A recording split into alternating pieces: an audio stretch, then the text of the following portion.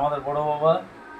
Office গিয়েছিলাম তখন ওর সঙ্গে দেখা হয়নি, কারণ ও আজকে পাঠশালা গেছে, মানে স্কুল গেছে, বিদ্যালয় গেছে, দিয়ে অনেক পরিশ্রম করে এসছে, লেখাপড়া করে এসছে। আর এটা আমাদের ছোট ছোট বাবু। এই ছোট বাবু নেংটু হয়ে বসে আছে আর মোবাইল দেখছে। একটু আগে সম্ভবত টিফিন করলো, বাটিতে কি যেন আছে, অবশিষ্টাংশ পড়ে আছে। অবুজ শিশু বাম হাত দিয়ে খাচ্ছে, ডান বামের কোনো ওর এখন বোধ শক্তি হয়নি। আর আমি লেলা